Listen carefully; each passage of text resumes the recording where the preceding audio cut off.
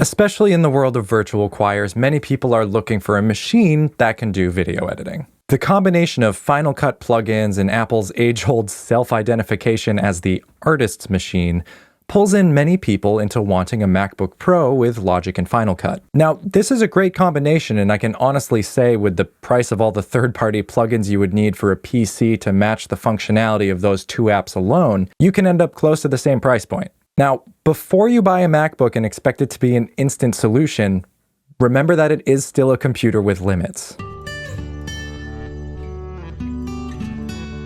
Before I throw out my keep in the back of your minds, let me say that I enjoy my Mac. For the type of music and video work I do, I find that the tools it gives me are efficient. In switching from PC to Mac, I also switched from the Adobe suite to the Apple suite, and I'm happy enough with it. I still wish and dream every day that Motion 5 was an exact copy of After Effects, but admittedly, I do significantly fewer visual effects these days. If you're gonna buy a Mac, especially a lower priced one for video editing, here are the things you'll want to think about. Cooling is not great.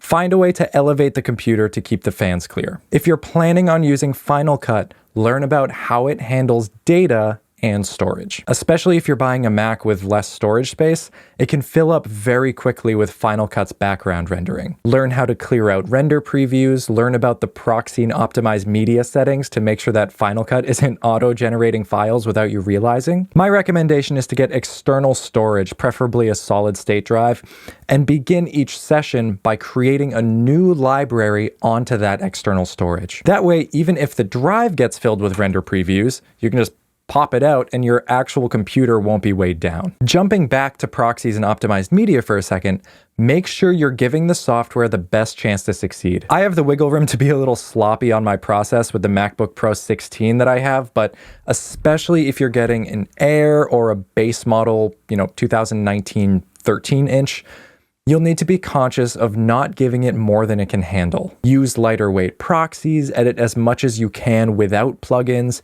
don't do any image processing until your edit is finished. Basically, if anything takes so much processing that your computer can't preview it in real time, either bake it in by pre-rendering it or save that until after your edit's done. If you use 3D software, check to make sure that it is compatible with Mac graphics. I recently used Blender for a project for the first time in like 5 years, and I didn't realize that it wasn't going to be compatible with the AMD graphics in my 16-inch MacBook Pro. I had to do all my work on the CPU instead. I was able to use the Eevee renderer, but rendering my fairly simple project in the Cycles engine would have literally taken like 5 days versus the overnight render that would have been possible with any real modern graphics card. Again, all this to say that the MacBook, especially the new ones, are solid machines and really do wonders when it comes to video editing. If you are just stepping your feet into the whole virtual choir thing, I would recommend going over to my website, daiglespage.com. If you follow the link in the description, that will bring you to the virtual choir checklist that I have for sale. It's not a specific step-by-step tutorial, but more just a list of what you should be doing at each step in the process to make sure that you're staying on task and not wasting time just clicking around, not really accomplishing anything. Again, the link to that is down below. If you spend a ton of time doing virtual choirs, give it a shot. See if you can cut that time down a little bit. Hopefully some of these tips helped you play to the strengths of your machine. If you have any questions about anything in this video, definitely feel free to start the conversation down below. Remember to like and subscribe. Thank you for stopping by, and I will see you next time. Finger guns? We're doing finger guns today. Great.